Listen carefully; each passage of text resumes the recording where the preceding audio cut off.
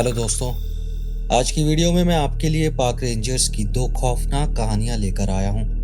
दोनों कहानियां ऐसे पाक रेंजर्स की हैं जिन्हें जंगलों में अपनी ड्यूटी के दौरान कुछ ऐसे जीव मिले जो शायद इस दुनिया के नहीं थे। दोनों ही कहानियां सुनने में आपको डर का एहसास जरूर होगा और आपको सोचने पर मजबूर करेगा कि जंगलों में आज भी किस तरह के खौफनाक जीव रहते हैं। लेकिन वीडियो शुरू करने से पहले मैं आप सबका सपोर्ट चाहता हूं। वीडियो की रीच बढ़ाने के लिए हमारे लिए ज़रूरी है कि आप इस वीडियो को लाइक करें, कमेंट्स करें और अगर इस चैनल पर नए हैं तो सब्सक्राइब भी करें।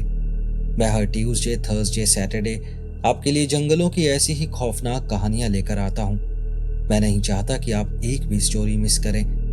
तो चलिए शुरू करते हैं आज की पहली कहानी।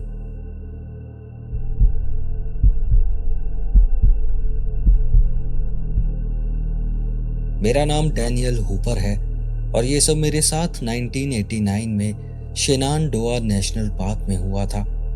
मुझे वो सुबह आज भी अच्छी तरह से याद है। मैं रेंजर स्टेशन में बैठा था और आराम से कॉफी पी रहा था। मैं सोच रहा था कि आज का दिन थोड़ा शांत रहेगा। एज अ पार्क रेंजर मुझे 6 साल हो गए थे और मैं अधिकतर हाइकर्स को मार्क किए गए ट्रेल्स पर रहने की सलाह देता था और जंगल के कैबिन्स की देखरेख करता था। लेकिन वो सुबह कुछ अजीब सी थी। हवा में नमी थी और हल्की सी सड़ी हुई पत्तियों जैसी गंध आ रही थी। मैंने नोटिस किया कि बाहर अजीब सी खामोशी थी। न गिलहरियों की आवाज आ रही थी और ना ही दूर कहीं किसी पक्षी की आवाज आ रही थी। एक पल को मेरे मन में आया कि शायद जानवरों को मौसम बदलने का आभास हो गया है। मैंने कंधे उचकाए और अपनी यूनिफॉर्म का कॉलर ठीक किया। स्टेशन की दीवार पर लगी घड़ी को देखा। लगभग 7:30 बज रहे थे। उस दिन मेरी पार्टनर मैरियन जॉनसन थी। उसकी अभी नई नई भर्ती हुई थी। वो स्टेशन के एंट्रेंस के पास ब्रोशर अरेंज कर रही थी और कुछ बेसुरा सा गाना गुनगुना रही थी। मैंने मजाक में कहा, तुम्हारे सिंगिंग टैलेंट को देखकर कहीं सारे विजिटर्स ना भाग जाएं। उसने आंखें घुमाई और दरवाजे की तरफ इशारा किया। मुझे लगता है तुम मेरी सुरीली आवाज से जलते हो। मैं हंस पड़ा। सुरीली आवाज? ऐसा लग रहा है जैसे हाउल करते हुए कायोटेज की आवाज हो। हंसी मजाक खत्म करने के बाद करीब 8 बजे हम दोनों एक साथ बाहर निकले। हमेशा की तरह हमने वो ट्रेल लिया जो सबसे ज्यादा इस्तेमाल होता है और जिसकी हालत हमें सबसे पहले चेक करनी होती है। मैंने अपना बैग एडजस्ट किया और मेरे बाएं घुटने में हल्की सी चुभन महसूस हुई। मैरियन मेरे आगे आगे चल रही थी। उसकी पोनी टेल इधर उधर झूल रही थी। उसने कहा, इस ट्रेल को चेक करने के बाद रिज वाले कैबिन्स की तरफ चलेंगे। इस बार वीकेंड में बहुत भीड़ आने वाली है। मैंने सर हिलाया और उसके पीछे धीरे धीरे ट्रेल पर चढ़ाई करने लगा। हमारे रेडियो में कभी कभी स्टैटिक की आवाज आती, लेकिन कोई कॉल या कोई अलर्ट नहीं आया। चारों तरफ घनघोर सन्नाटा था और वो बात मुझे थोड़ी खटक रही थी, क्योंकि उस वक्त तक दूसरे रेंजर्स की बातें रेडियो पर सुनाई देने लगती थी या कभी कभी कोई डिस्ट्रेस कॉल आ जाता था। लेकिन आज हमारे वॉकी टॉकी एकदम शांत पड़े थे। करीब 9:30 बजे हमें कुछ ऐसी चीज मिली जिससे मुझे सच में लगने लगा कि कुछ ठीक नहीं है। ट्रेल के पास एक हिरन की लाश पड़ी हुई थी और वो झाड़ियों में आधी छुपी हुई थी। उसके पिछले पैर मुड़े हुए थे और उसका शरीर फटा हुआ लग रहा था। उस नजारे को देखकर मेरे रोंगटे खड़े हो गए।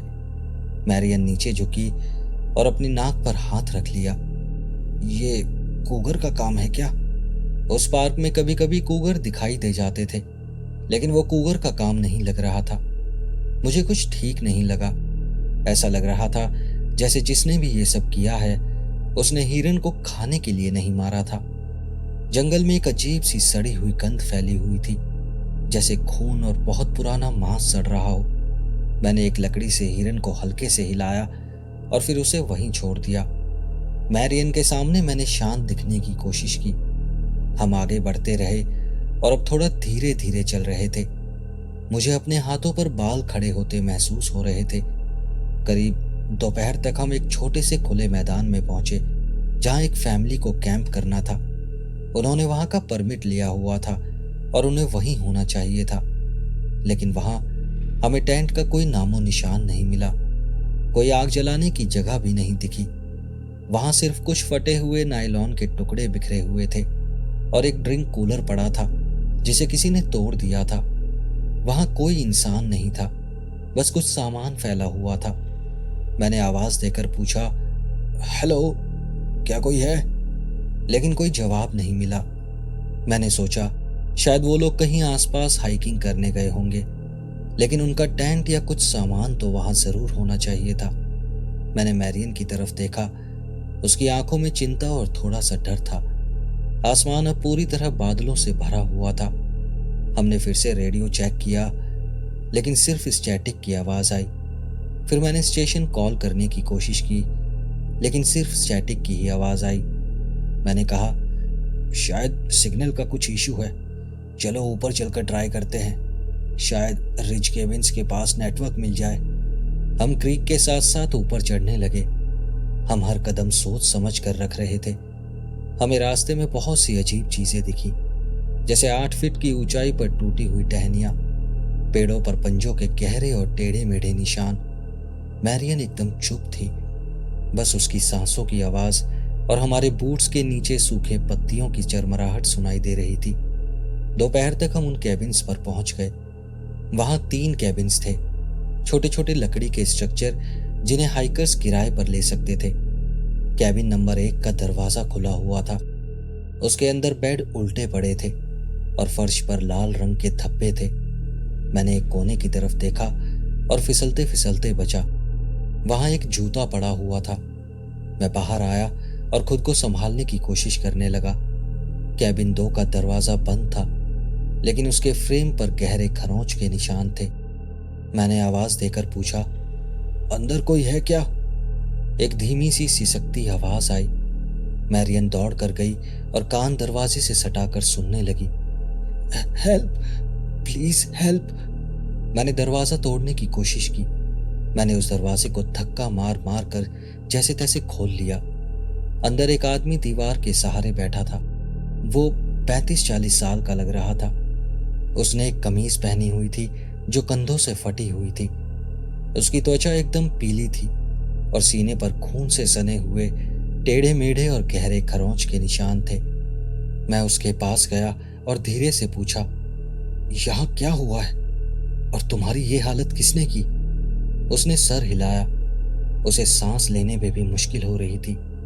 फिर उसने कांपती आवाज में कहा, कोई जानवर, किसी जानवर ने मेरी बीवी पर हमला किया, पता नहीं वो क्या था।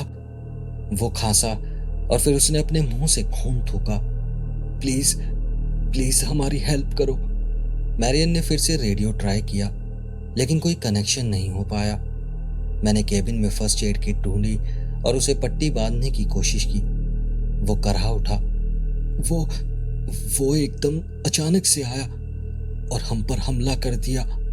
वो कुत्ते जितना बड़ा था, लेकिन बहुत भारी था, जैसे नेचर डॉक्यूमेंट्री में वुल्वरीन को दिखाते हैं। उसका फर फटा फटा सा था और मैंने देखा उसके लंबे मुड़े हुए नुकीले पंजे थे।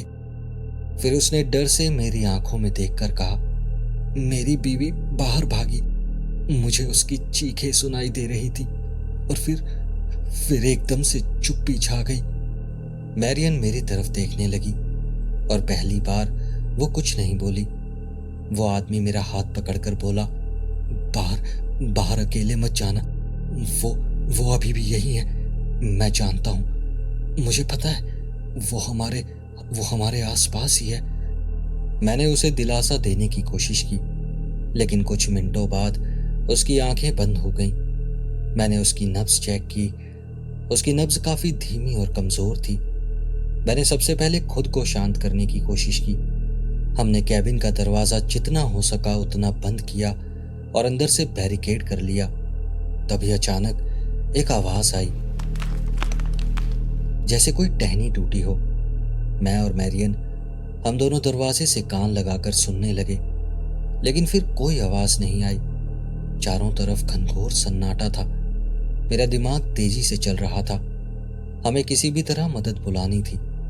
मेन रेंजर स्टेशन वहां से कुछ मील पश्चिम की तरफ था।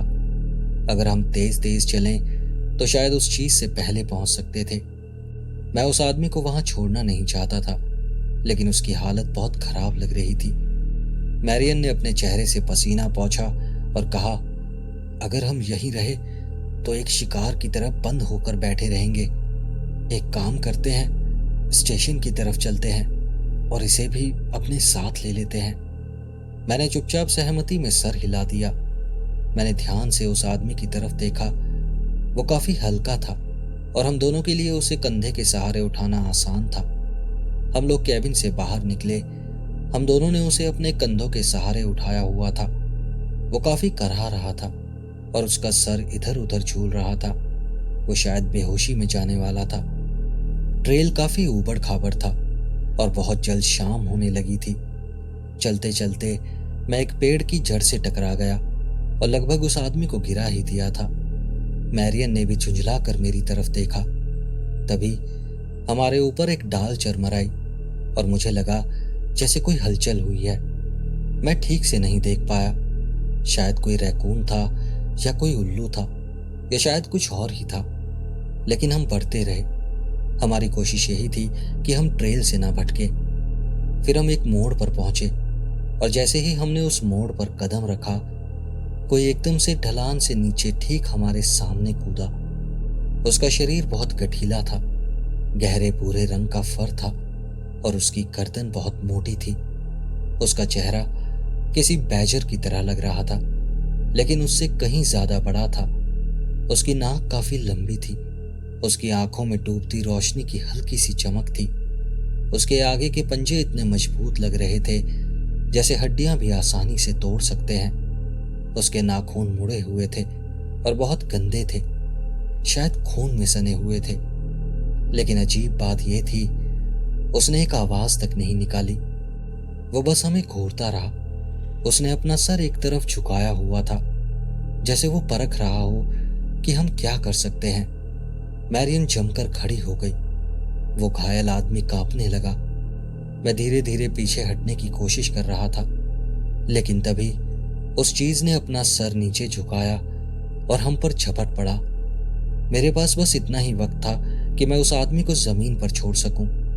मैंने देखा उस जानवर ने मरियन को बहुत तेज धक्का मारा और वो एक झटके में नीचे गिर पड़ी। मैंने उसका हाथ पकड़ने की कोशिश की, लेकिन वो चीज पहले ही उस पर चढ़ चुकी थी।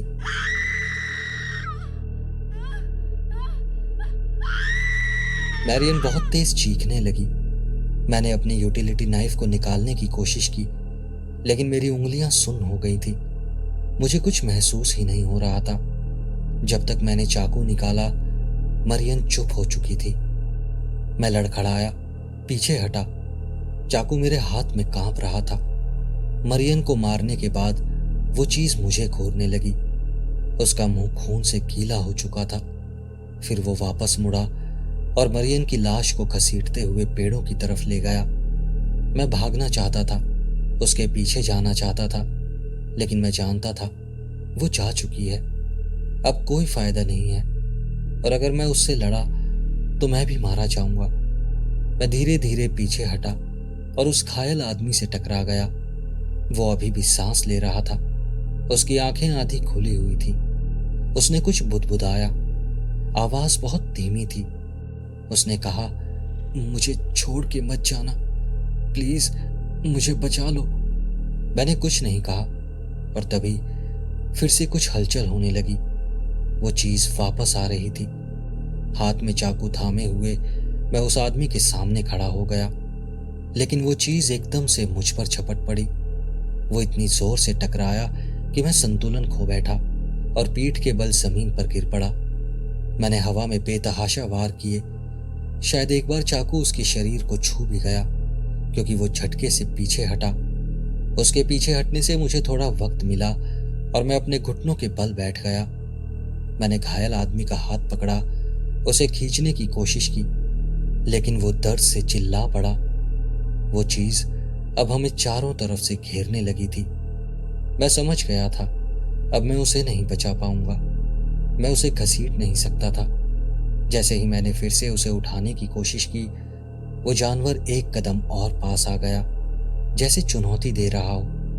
मैं एकदम पैनिक में आ गया। मैंने उस आदमी से कहा, मुझे माफ करना, और मैं उसे वहीं छोड़कर भाग गया।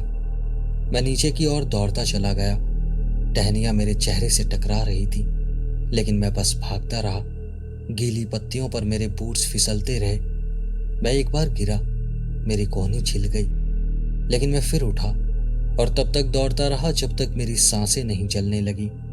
करीब 1 मील दूर मैं लड़खड़ाते हुए एक रोड पर पहुंचा। स्टेशन की लाइट्स पेड़ों के बीच से हल्की हल्की चमक रही थी। मैं हांफता रहा, मेरी आंखों में आंसू थे, लेकिन किसी तरह खुद को खींचकर आगे बढ़ाता रहा। स्टेशन पहुंचा और वहां मुझे एक रेडियो मिला जो काम कर रहा था। मैंने बैकअप के लिए कॉल किया। रात में ही एक रेस्क्यू टीम पहुंच गई। हमने टॉर्च और राइफल्स के साथ जंगल में सर्च किया, लेकिन वहां सिर्फ टूटा फूटा सामान और फटे हुए कपड़े मिले। मैरियन का कोई निशान नहीं मिला, ना ही उस फैमिली का और ना ही उस चीज का जिसने हम पर हमला किया था। बाद में मैंने सब कुछ बताने की कोशिश की। कुछ रेंजर्स ने नोट्स लिए, सिर हिलाते रहे, लेकिन फिर उन्होंने कहा शायद कोई बड़ा शिकारी था, भालू भी हो सकता है या फिर कोई वाइल्ड कैट होगी। लेकिन मुझे पता था यह सब कुछ इतना सिंपल नहीं था। वो चीज सभी जानवरों से बहुत अलग थी। हमें कभी भी पार्क में उसके पैरों के निशान नहीं मिले। ये बात बहुत अजीब थी। इतना ताकतवर जानवर और पूरे जंगल में उसका कोई ट्रैक नहीं मिला। ऐसा लगा जैसे वो चीज उस जंगल के किसी गहरे हिस्से में छुपी रहती है और उस दिन वो किसी तरह बाहर आ गई थी, या शायद कोई नई प्रजाति थी जो पार्क के शांत कोनों में बहुत अच्छे से ढल गई थी। शायद उसने सबसे छुपना सीख लिया था, और अगर ऐसा है और मैं सही सोच रहा हूं तो शायद वो अभी भी वहीं है, जंगल के और अंदर किसी ऐसे कैंपर का इंतजार कर रही है जो अपने रास्ते से दूर निकल गया हो।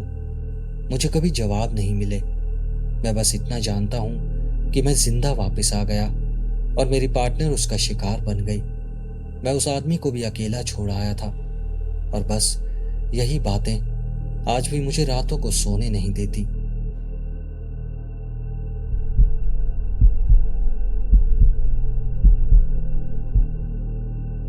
मेरा नाम कार्ल मॉनरो है और यह घटना मेरे साथ अकेडिया नेशनल पार्क में 1992 में घटी थी।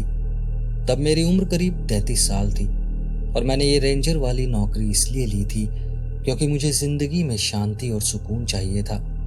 मुझे ताज़ी हवा पसंद है, कीड़ों की हल्की सी भनभनाहट और मेरी यूनिफॉर्म की बाजुओं पर पाइन की हल्की सी महक। मुझे यही चाहिए था।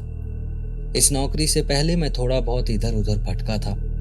कुछ साल मशीन शॉप में काम किया, फिर कम्युनिटी कॉलेज भी ज्वाइन किया, लेकिन मैं कहीं जम नहीं पाया। फिर मेरे एक दोस्त ने कहा क्यों ना शहर से बाहर काम करने की कोशिश करो, और मैंने सोचा चलो ट्राई करते हैं। और सिर्फ इसीलिए मैं अपने घर से कई मीलों दूर अकेडिया नेशनल पार्क में एक पार्क रेंजर बन गया। मैं ट्रेल हेड के पास एक छोटे से कैबिन में रहता था। मेरे पास बस एक खाट, एक लकड़ी की अलमारी और एक छोटा सा टेबल था जिस पर बैठकर मैं अपना खाना पीना किया करता था। पार्क में सुबह हमेशा शांत होती थी। जैसे ही सुबह होती, मैं एक पुराना थर्मस उठाकर उसमें कॉफी भरता, अपना रेडियो चेक करता और फिर पेट्रोलिंग पर निकल जाता। मेरे पास ज्यादा काम नहीं होता था, बस रास्ता भटके हुए हाइकर्स को सही दिशा बताता था और विजिटर सेंटर के डंपस्टर तक कचरे की बोरियां ले जाता था। वो अगस्त का महीना था और दिन बहुत गर्म थे। मुझे अच्छे से याद है, मैं किशमिश के साइज जितने मच्छरों को भगाता रहता था और अपने गले से पसीना पहुंचता रहता था। उस महीने में ज्यादातर शाम की शिफ्ट में काम कर रहा था, क्योंकि जो सीजनल पार्क रेंजर आए थे उन्हें सुबह की शिफ्ट पसंद थी और मुझे शिफ्ट की टाइमिंग से कोई खास फर्क नहीं पड़ता था। एक शाम, शायद अगस्त के दूसरे हफ्ते की बात होगी, मेरे रेडियो पर जैक की आवाज आई। वो एक यंग रेंजर था और उसकी डायरेक्शन सेंस बहुत खराब थी। वो अक्सर जंगल में रास्ता भूल जाया करता था। कार्ल, क्या तुम मुझे सुन सकते हो? नॉर्थ रिज ट्रेल पर पुराने रेंजर स्टेशन के पास मुझे कुछ अजीब चीज मिली है। क्या तुम आकर देखोगे? मैंने उससे पूछा क्या मिला है? उसने कहा पता नहीं ये क्या है यार, शायद कोई आदमी, तुम खुद आकर देखो। उसकी आवाज में घबराहट थी, जो उसके लिए थोड़ी अनकॉमन बात थी। मैंने कहा, ठीक है, 20 मिनट में मिलता हूं। मैं नॉर्थ रिज ट्रेल की तरफ चल पड़ा। मेरे एक हाथ में टॉर्च और दूसरे हाथ में नक्शा था। शाम हो चुकी थी। जंगल एकदम शांत था। बस दूर कहीं चिड़ियों की आवाज सुनाई दे रही थी। मैंने दोपहर को बस थोड़ा सा चीज सैंडविच खाया था और अब लग रहा था कि काश कुछ और भी खा लिया होता। जब मैं उस पुराने स्टेशन के पास पहुंचा तो मेरी शर्ट पूरी तरह पीठ से चिपक चुकी थी। वो स्टेशन बस एक जर्जर और बंद ढांचा था जिसे हम शायद ही कभी इस्तेमाल करते थे। मैंने देखा, जैक की टॉर्च की रोशनी दरवाजे के पास चमक रही थी। उसका चेहरा घबराया हुआ था। उसने मुझे इशारे से बुलाया। कार्ल, मुझे समझ नहीं आ रहा यहाँ क्या हुआ है। मैंने वहां जाकर देखा। स्टेशन के अंदर जमीन पर 2 लाशें पड़ी थी। उनके कपड़े और एक छोटा बैग देखकर लग रहा था कि वो कैंपर्स थे। वो बिल्कुल निर्जीव पड़े थे, अजीब तरह से झुके हुए थे और साफ था उन्हें मरे हुए ज्यादा वक्त नहीं हुआ था।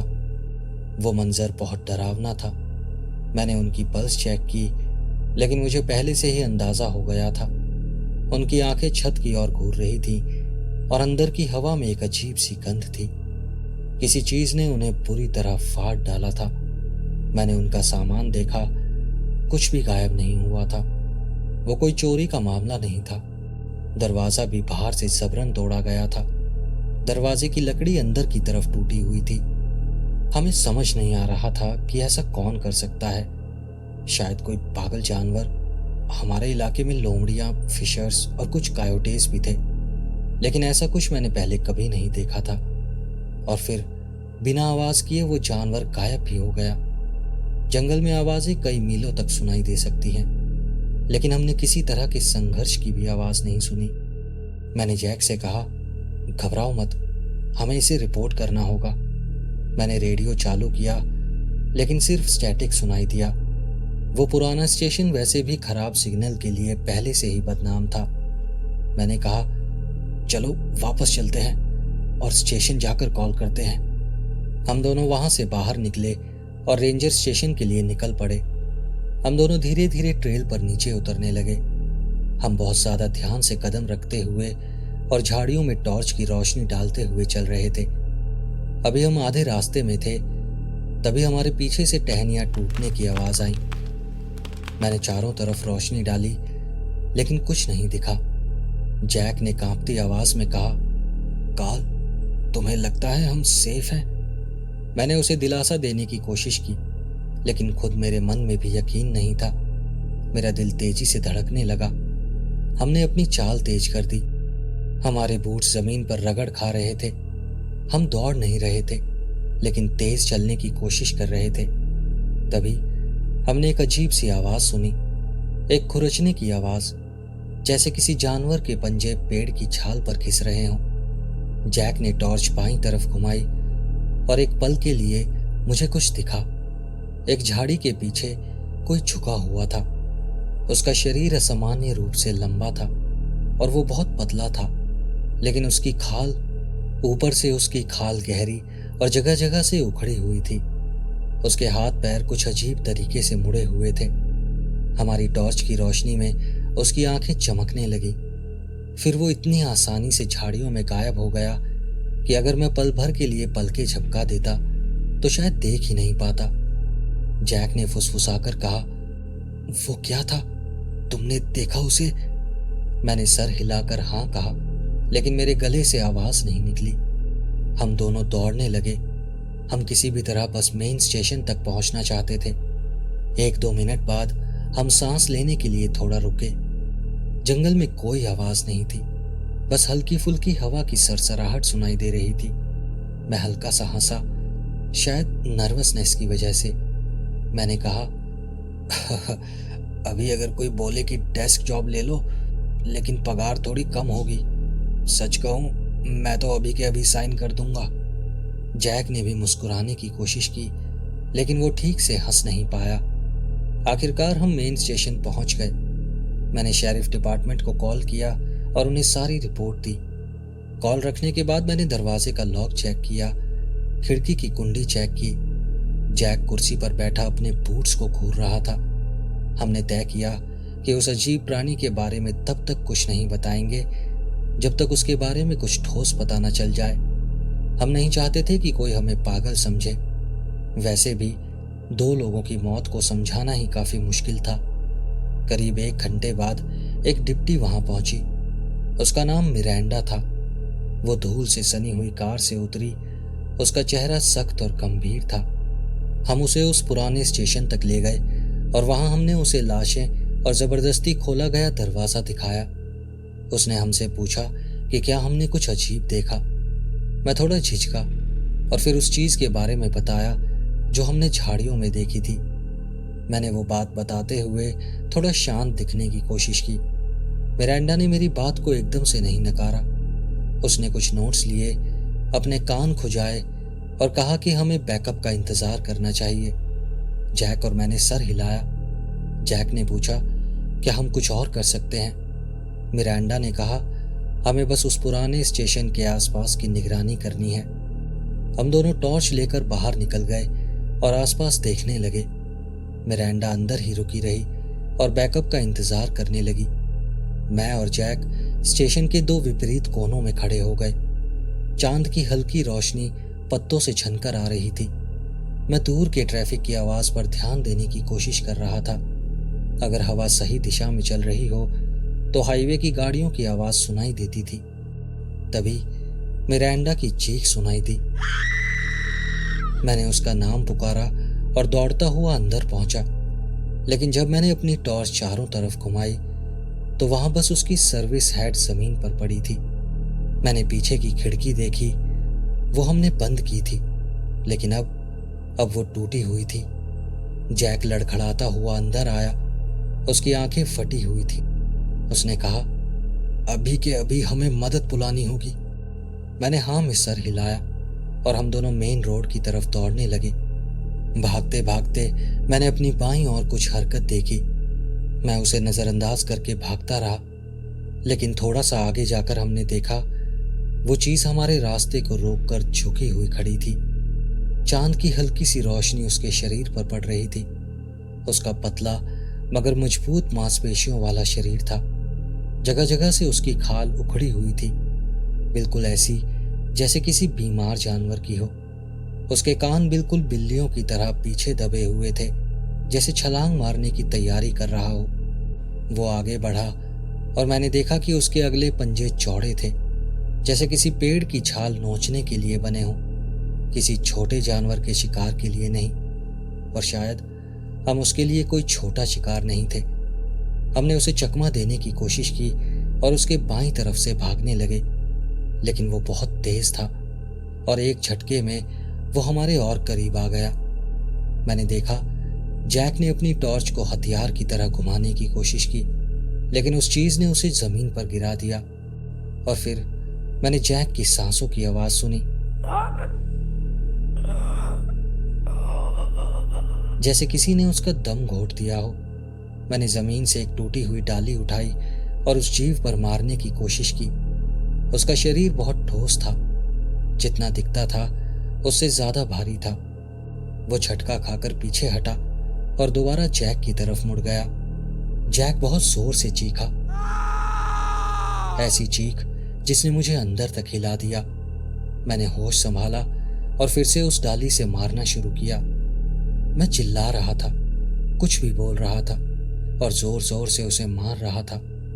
उसने अपना सर घुमाया और एक अजीब सी सीटी जैसी आवाज निकाली। वो आवाज बहुत धीमी और तीखी थी। उस आवाज ने मेरे पूरे शरीर को हिला कर रख दिया। जैक किसी तरह रेंगते हुए पीछे हटा। उसका चेहरा पसीने से भीगा हुआ था। उसकी आंखों में डर साफ झलक रहा था। मैं उसके और उस प्राणी के बीच में खड़ा हो गया। मैं डाली को उसकी तरफ लहराते हुए बहुत जोर जोर से चिल्ला रहा था। एक पल के लिए हम दोनों आमने सामने ठहर गए। फिर वो अचानक जैक की तरफ लपका, इतनी तेजी से कि मैं कुछ कर ही नहीं पाया। जैक ने खुद को एक तरफ लुढ़काने की कोशिश की, लेकिन तब तक वो प्राणी उसे जकड़ चुका था। मैंने देखा जैक के पैर हवा में फड़फड़ा रहे थे और उसकी टॉर्च की रोशनी पत्तों पर घूम रही थी। और फिर सब कुछ रुक गया। मैंने फिर से उसे डाली मारी और इस बार वो मेरी तरफ मुड़ा। उसकी आंखें हल्की रोशनी में चमक रही थी। मैं धीरे धीरे पीछे हटने लगा। मेरा दिल तेजी से धड़क रहा था। मुझे समझ नहीं आ रहा था कि अब क्या करूं। मेरा गला सूख गया था और मुझे पता था उससे जीतने का कोई मौका नहीं था। तभी मैंने एक पत्थर उठाकर उसकी तरफ फेंका ताकि उसका ध्यान बटे। वो एक सेकंड के लिए उधर मुड़ा और फिर फौरन मेरी तरफ पलटा। उसी छोटे से पल में मैं रास्ते से हटकर झाड़ियों की तरफ भाग गया। मुझे उस पल पर गर्व नहीं है, लेकिन मुझे जिंदा रहना था। वो प्राणी थोड़ी देर तक हवा को सूंघता रहा और फिर जैक के शरीर को घसीटता हुआ जंगल की गहराई में चला गया। मैं देख नहीं पाया कि वो कहाँ गया, लेकिन दूर से टहनियों के टूटने की आवाजें आती रही। मेरे हाथ कांप रहे थे। मैंने वो पूरी रात एक सड़क के किनारे चट्टान के पास बैठे बैठे बिताई और सुबह होने का इंतजार करता रहा। जब सूरज निकला तो मैंने एक ट्रक को हाथ देकर रोका और ड्राइवर को सब कुछ बता दिया। उसने मदद बुलाई और जल्द ही वहां और डिप्टीज, पार्क ऑफिसर्स और कुछ वॉलंटियर्स भी आ गए। उन्होंने पुराना स्टेशन खोज निकाला। उन्हें वहां टूटी खिड़की, टूटा दरवाजा और बहुत सारा खून मिला, लेकिन ना वो प्राणी मिला, ना मिरांडा मिली और ना ही जैक की बॉडी मिली। वहां बस कुछ अजीब से पैरों के निशान मिले जो किसी भी जानवर से मेल नहीं खाते थे। जो 2 कैंपर्स हमें पहले मिले थे उनकी पहचान कनेक्टिकट के कैंपर्स के रूप में की गई, लेकिन उसके आगे कुछ भी समझ नहीं आया। डिपार्टमेंट ने चेतावनी जारी की, पार्क के कुछ हिस्से बंद कर दिए और एक सर्च ऑपरेशन शुरू किया, लेकिन कुछ नहीं मिला। फिर आधिकारिक रिपोर्ट आई कि वो हमला किसी अज्ञात शिकारी का था। लोगों में चर्चा चलती रही। कोई कहता कूगर था, कोई कहता रेबीज से पीड़ित बॉबकैट था, लेकिन वो आकार, वो चाल, वो अजीब सा चेहरा किसी भी जानवर से मेल नहीं खाता था। शायद वो उत्तर की तरफ से भटक कर आ गया था और इंसानों की दुनिया में घुस आया था, या शायद वो बीमार था, या फिर शायद वो किसी ऐसी दुनिया का हिस्सा था जिसे हम आज तक समझ नहीं पाए। मैंने 1 महीने बाद वो नौकरी छोड़ दी। अब भी कभी कभी उस रात की याद आती है। वो टूटी खिड़की, जैक की डरी हुई आंखें और उस प्राणी की वो अजीब सीटी जैसी आवाज। मैं वहां से तो निकल आया था, लेकिन आज भी सुरक्षित महसूस नहीं कर पाता। मुझे लगता है शायद वो चीज आज भी उन जंगलों में कहीं घूम रही है। जो भी मिल जाए उसे अपना शिकार बना रही है। दोस्तों, अगर आपको ये स्टोरीज अच्छी लगी हो तो इस वीडियो को लाइक ज़रूर करें, और अगर ऐसी ही और खौफनाक कहानियां सुनना चाहते हैं तो स्क्रीन पर दिख रही वीडियो पर क्लिक करें। मिलते हैं अगले सैटरडे ऐसी ही और डरावनी कहानियों के साथ। नमस्कार।